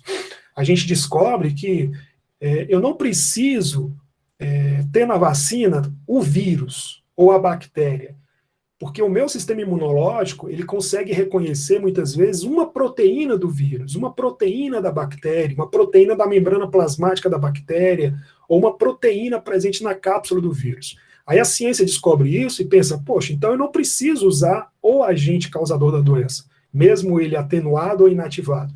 Eu posso pegar só essa proteína que o sistema imunológico reconhece e colocar na vacina. Aí uma vacina extremamente segura, porque ela não você não vai estar ali tomando o vírus, a bactéria. Você vai estar tomando uma proteína do vírus, uma proteína da bactéria. Isso estimula o sistema imunológico a produzir anticorpos. Esses anticorpos conseguem reconhecer essa proteína. Aí no futuro, se você tiver contato com esse parasita, né, o vírus ou a bactéria, ele tem aquela proteínazinha. O anticorpo se liga àquela proteína. E aí, com isso, eu consigo reconhecer aquele parasita e consigo matá-lo. Só que é uma vacina extremamente segura, muito mais segura do que as outras, né? No caso aqui, a atenuada e a inativada, porque eu não estou tomando o vírus, a bactéria. Eu estou tomando apenas uma unidade daquele parasita, né? No caso, a gente chama isso na biologia de um antígeno, que é essa molécula que vai ser reconhecida pelo sistema imunológico. Aí a gente tem as vacinas com os agentes modificados. O que é isso, né? Aí é o caso dessa vacina de Oxford. O que eles fizeram? Eles alteraram o material genético do vírus. Eles usam um tipo de vírus chamado adenovírus, que é um vírus inerte, é um vírus que não causa nenhum tipo de problema para a gente. E aí, dentro do vírus, eles colocaram uma sequência de material genético desse vírus SARS-CoV-2. Uma sequência que faz com que uma sequência que manda produzir uma proteína específica do vírus SARS-CoV-2. Então, veja, eles pegaram a sequência do vírus SARS-CoV-2, esse vírus que causa a Covid-19, uma sequência que manda produzir uma proteína desse vírus. Pegaram essa sequência, jogaram dentro de um vírus bobinho, um vírus que não causa nenhum problema para a gente. E aí esse vírus modificado, ele é usado na vacina. Quando você toma essa vacina, o que vai estar acontecendo? Esse vírus vai estar injetando dentro das suas células essa sequência, e aí com isso, é como se ele ensinasse para as nossas células, com essa sequência, como produzir um anticorpo para reconhecer a proteína do vírus SARS-CoV-2. E aí a gente começa a produzir esses anticorpos, a gente aprende a produzir os anticorpos que reconhecem essa proteína. Se você contrair o vírus tem a proteína, e eu já sei como reconhecer aquela proteína. Quem me ensinou a reconhecer aquela proteína? Um vírus usado na vacina, que não é o SARS-CoV-2, é um outro vírus que não causa nenhum tipo de problema. E a gente chega hoje, né, nas vacinas, a revolução das vacinas que está sendo apresentada hoje, que são as vacinas de RNA. Que, na verdade, agora eu não tenho mais nem um vírus, né? Eu não tenho mais nenhum vírus modificado, nada disso. O que, na verdade, é feito é uma sequência do RNA, aquela sequência de RNA que foi usada na vacina de Oxford, por exemplo, que eu coloquei dentro do vírus, né, para o vírus ensinar a gente a produzir a proteína, reconhecer a proteína. Pronto, eu vou pegar essa sequenciazinha e uso na vacina. Eu não uso nenhum vírus, nem nada. A vacina vai ter só sequência. Aí você injeta essa sequência no nosso corpo. Aí essa sequência vai ser reconhecida pelas nossas células de defesa, e as nossas células começam a produzir anticorpos que reconhecem a proteína do vírus. E aí, quando eu contrair o vírus de verdade, eu já sei reconhecê-lo, porque eu já aprendi a reconhecer o vírus. E quem me ensinou isso? Não foi nem o vírus, foi a própria sequência de RNA. E aí, hoje está sendo considerada a revolução das vacinas, por quê? Porque é a vacina mais segura que a gente pode imaginar. Eu não estou tomando um agente causador, nem atenuado, nem inativado, eu não estou tomando uma molécula do parasita, né? Eu não estou tomando um agente modificado, né? Um vírus modificado, não. Eu estou recebendo uma informação. A informação é a seguinte, ó, produz essa proteína aqui. Pronto, e a gente começa a produzir. E aí, por acaso, essa proteína que eu estou produzindo é um anticorpo que consegue reconhecer uma proteína do vírus. E você aprendeu a produzir isso aí. Então, isso é o que a gente está tendo de mais moderno hoje. Né? Tem uma contrapartida, né, que está sendo apresentada, é que esse RNA, para ele se manter ativado, ele precisa ser mantido, conservado em temperaturas muito baixas, né? Que é de repente, um ponto negativo dessas vacinas, ou pelo menos uma dificuldade que a gente vai ter com relação a isso, porque você não vai ter qualquer local, né, preparado com estrutura para poder conservar essas vacinas. Então, veja, pessoal, o que a gente tem hoje é isso aqui, né? Concordo com o Júlio, né, para eu fechar aqui a minha fala, quando a gente estipula, quando a gente escolhe aquela vacina. E o pior, quando a gente escolhe aquela vacina, não com um princípio científico, né, de você pensar assim, não, essa aqui foi a mais eficaz, está se mostrando a mais eficaz, essa aqui está se mostrando a que vai ser mais segura, né? Ou, por exemplo, não, essa aqui eu não vou conseguir produzir no meu país, porque eu não vou ter estrutura para manter essa vacina a essa temperatura. Não, a escolha é porque o meu desafeto, ele escolheu a vacina que veio de Saturno. E aí eu não quero escolher aquela vacina, eu quero escolher essa outra. Sendo que, na verdade, a gente tem várias possibilidades. Tem vacina aqui, por exemplo, que eles não fizeram nenhum teste em idosos, por exemplo. E já tem vacinas que foram feitos testes em idosos. Então vai ter vacina que você já vai poder imediatamente vacinar os idosos. Tem vacina que você não vai poder vacinar os idosos. Ou seja, seria muito mais racional o governo estar aberto para qualquer possibilidade. Não, nós estamos vendo todas as vacinas, eu não vou comprar essa ou aquela. Nós estamos vendo todas, estou fazendo acordo com todas as farmacêuticas que estão produzindo vacina. Opa, saiu essa daqui, eu já vou tentar adquirir um lote dessa vacina para começar a vacinar a minha população. Mas essa vacina aqui é difícil de conservar. Então vamos tentar ver aqui qual seria a região que eu vou conseguir vacinar a população. Essa daqui eu não posso vacinar os idosos, mas essa outra eu posso. Então seria mais ou menos isso, entendeu? Seria a gente ter várias possibilidades e não se fechar em uma única possibilidade, e volto a repetir, não por uma questão científica, mas por uma questão político-ideológica. Isso aí, infelizmente, a gente só tem a perder. Beleza? Brilhante, Adriano. Muito, muito bem falado. E eu concordo plenamente. Na verdade, tinha que optar por todas. Inclusive porque poderia usar uma vacina em cada região do Brasil, né? Porque num contexto como esse, não precisa ser muito inteligente para você imaginar que todos os governos vão correr atrás das vacinas, né?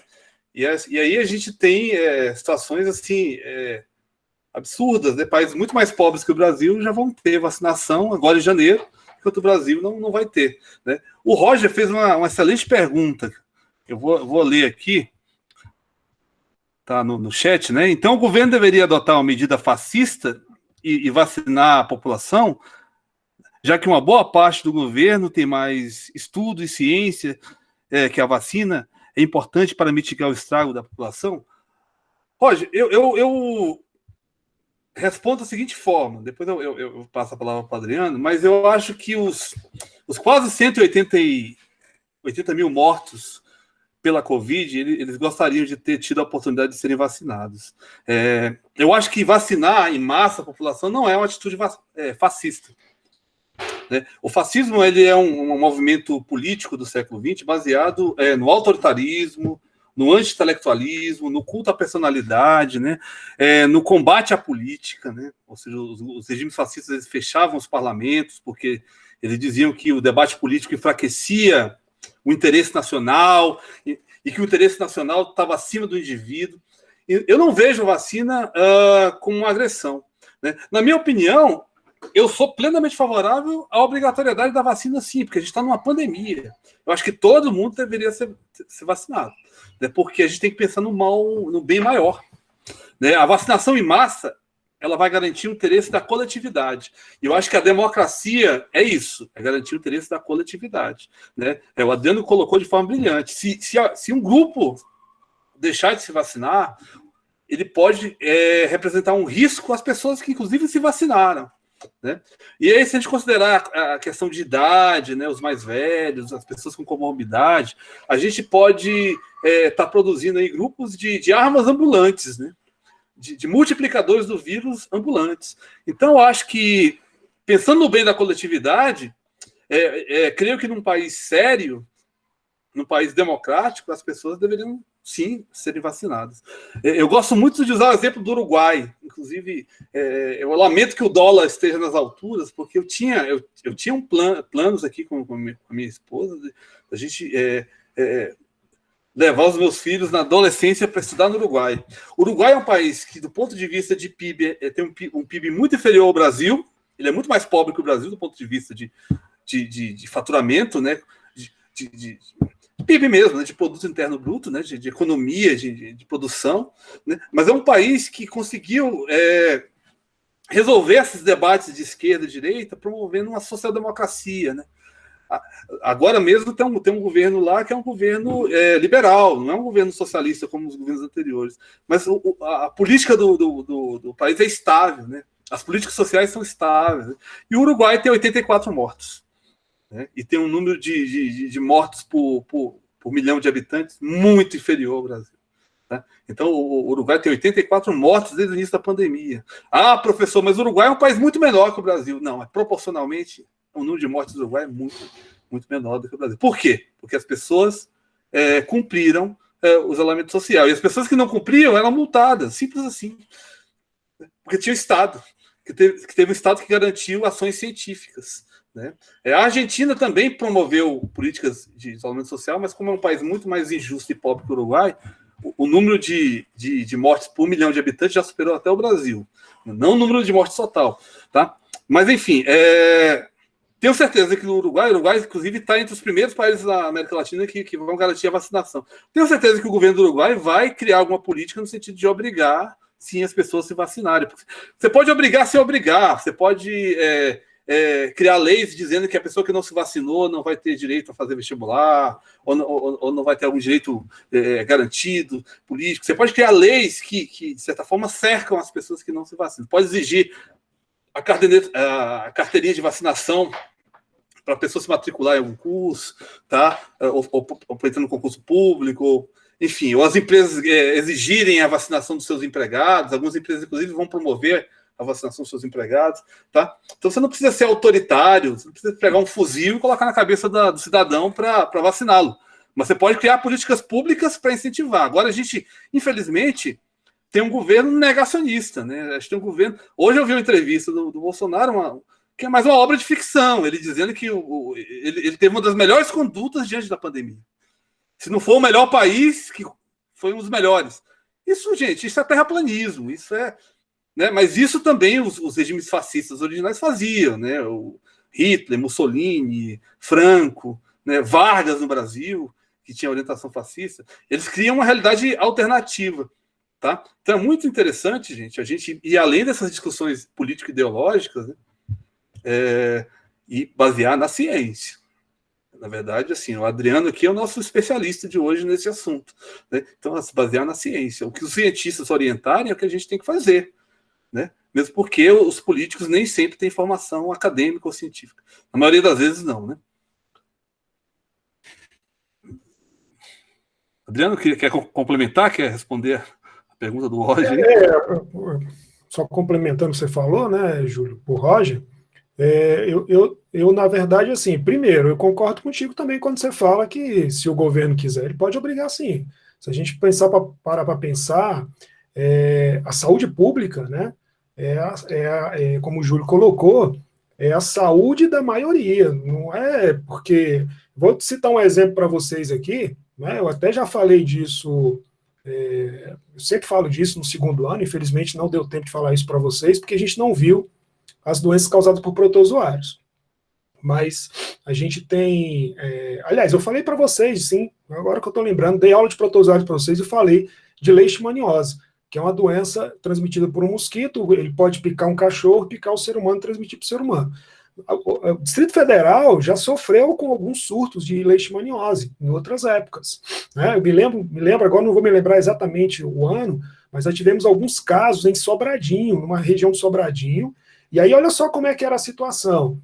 O ser humano, ele é tratado, Só que não adianta você tratar o ser humano se os cachorros que estão contaminados ficarem pelas ruas, porque eles vão contaminar os mosquitos e continuar contaminando outras pessoas.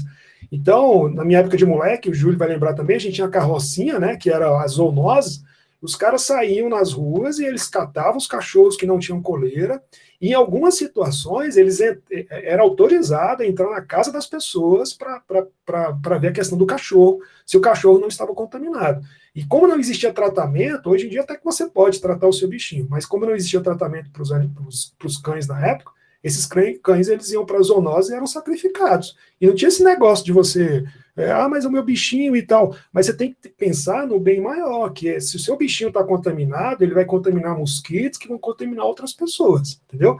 Eu parto do princípio seguinte, talvez, como o Júlio falou, não obrigar, mas você estimular a vacinação. Então, muitas vezes, eu não precisaria obrigar a população, mas eu posso estimular a população a ser vacinada. Quando você tem um presidente que uma fala de que ninguém pode ser obrigado, é como o Júlio falou, você dá arma para a pessoa falar assim, então eu não quero, né?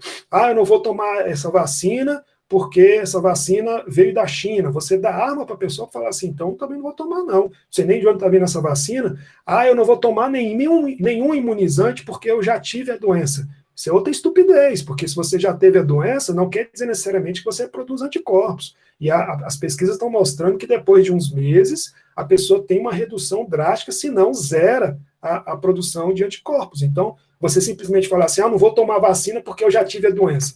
Isso não existe, não. Então, quando você tem essas falas de uma pessoa que é um representante, um líder de uma nação, você acaba jogando na população essas ideias, né, de que, então eu não vou vacinar, não, entendeu?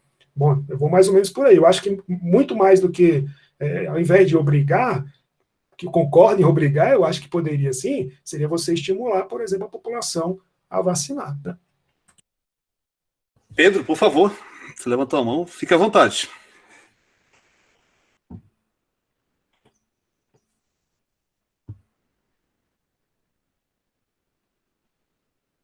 Pedro, você levantou a mão aí, você quer fazer uma pergunta? Pedro Cerqueira? Tá me ouvindo, professor? Estamos ouvindo sim. Foi sem querer. Foi sem querer. Não, mas aproveita a oportunidade e pergunta. Não, tô brincando, tô pressionando não. Mas... da calcinha que eu lembro do que o Adriano acabou de falar sobre os cachorros, que é uma das histórias que todo mundo morria de medo, o cachorro fugir de casa, da carrocinha pegar. Eles matavam tudo, tanto que minha mãe perdeu um monte de cachorro assim já também. Mesmo que eles não tinham nada, eles sacrificavam mesmo, né? E aí não era só. E eu vi a história que também era gatos. Isso é verdade também? Ou era só cachorro? Além da leishmaniose, tinha a raiva, né? A raiva também era transmitida pelos cachorros. Eu acho que ela é incurável, né, Adriano? Algumas raivas são incuráveis. Quando ela desenvolve a questão neurológica, ela é 100% letal. Né? É 100% letal. Mata mesmo. Gente, alguém gostaria de fazer outra pergunta, algum comentário, alguma participação? Esse momento de debate é que enriquece aí o processo, tá? Aproveitem, porque live sem pergunta não é live, né? É a mesma coisa que gravar uma aula. Então, vamos participar? Alguém tem alguma dúvida, alguma colocação? Se não tiver também, não tem problema, mas é um momento rico para a gente participar. Eu sei que já vai para quase 2 horas, mas enfim. Alguém gostaria de participar? Júlio, deixa eu só fechar aqui, porque parece que o Pedro ia perguntar ali. Diga, Pedro. Só uma questãozinha rapidinho aqui. Como é que vai ficar, então, com toda essa questão bolsonarista, como é que vai ficar a vacinação de São Paulo? Tá todo mundo comentando, né? Ela tá sendo propagada mais pelo como é que é o nome do cara? Esqueci até o nome. Sim, Dória, que lá vai ser o primeiro lugar do Brasil. É ele mesmo. Que ele vai primeiro fazer a campanha de vacinação por lá. Só que não é muito que o presidente, costuma dizendo recentemente. E aí, como é que vai ficar essa questão aí? Pedro, o o presidente Bolsonaro está numa disputa política visível com o Dória, né? Porque o Dória é um dos nomes presidenciáveis para 2022, né? Apesar que o Dória vai ter que vencer uma disputa interna no PSDB, tem até Luciano Huck disputando. Mas, para além disso, o que eu imagino que possa acontecer, né? O presidente disse que toda vacina que será utilizada no Brasil terá que ser aprovada pela Anvisa, né? Então, a Anvisa ela pode dificultar essa aprovação da vacina chinesa, ela pode começar a exigir uma série de medidas burocráticas que vai atrasar o processo de vacinação, né? Segundo o governador de São Paulo, ele está pronto para vacinar no dia 25 de janeiro, né? Eu conheço São Paulo. São Paulo é uma cidade com 15 milhões de habitantes. Na verdade, São Paulo seria mais ou menos a cidade do Gama até Planaltina, para vocês terem uma ideia. É muito grande. E dia 25 de janeiro é aniversário da cidade de São Paulo, né? Então, assim, o que eu imagino que o governo Bolsonaro possa fazer é atrapalhar os planos do governo de São Paulo para que a Anvisa não aprove, né? O ministro da Saúde, que não entende nada de saúde lá, o general, que dizia que entendia de logística, também não entende nada de logística, porque até teste contra a Covid vai estragar, porque ele não efetivou, executou os testes, né? Não comprou seringa, então tem uma série de tropeços aí técnicos, mas eu imagino que o que possa acontecer é isso, o governo Bolsonaro usar a Anvisa para atrapalhar esse processo de vacinação. E, por outro lado, você tem o Dória dizendo que tem vacina para todo mundo que quiser ser vacinado. Então, ele, na verdade, disse que qualquer pessoa, agentes que pegar um avião e for a São Paulo no dia 25 ou depois, a gente pode ser vacinado. Parece que são 2 doses, o Adriano sabe melhor. São 2 doses, então a pessoa vai ter que viajar 2 vezes. Então, assim, concordo com o Adriano, isso é muito ruim, né? Na verdade, a gente tinha que estar pensando em vacinar a maior quantidade de pessoas possível no Brasil. Porque, repito, a gente tem 180 mil mortos. O Gama, gente, tem 130 mil habitantes. Então a gente tem mais que o Gama morto no Brasil. Tá? Do ponto de vista quantitativo, parece pouco, mas não é não. É uma catástrofe, é um desastre. Muitas guerras do século XX não mataram 180 mil pessoas. Tá? Então, assim, o que eu acho que essa disputa política pode acarretar é isso, né? Um atraso no processo de vacinação, né? Já que o governo federal não se organizou, não foi competente em garantir vacina para todo mundo agora, sendo que outros países mais pobres que o Brasil já conseguiram.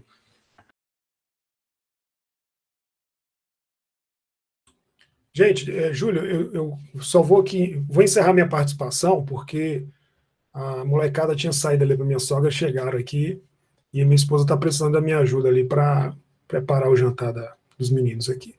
E eu tento sempre me desgarrar da questão ideológica, é isso que acho que vocês, né, vocês precisam pensar, né, precisam pensar por si só. Eu tenho uma doença que é transmitida pelo ar, né? É um vírus que é transmitido pelo ar. Então, em qualquer outro momento, se você tira essa questão política, é inquestionável o uso da máscara. Não tem porquê, não precisa um cientista, pessoal, não precisa você ser formado, ser doutor em medicina para você ter a conclusão de que se eu tenho um vírus que é transmitido pelo ar, se eu uso uma máscara, se eu tampo a minha respiração, no mínimo eu vou estar filtrando alguma coisa, pode até ser que eu me contamine, mas eu vou reduzir o contato com esse ar contaminado, caso esse ar esteja contaminado. Assim como uma doença que é transmitida por água, pela água contaminada, se eu trato aquela água, é inquestionável que eu vou reduzir a possibilidade de contrair aquela doença. Então, existem coisas que você precisa pensar por si só. Não é porque você votou numa pessoa, né, que eu vou simplesmente seguir tudo que aquela pessoa fala. Você tem que começar a pensar um pouquinho.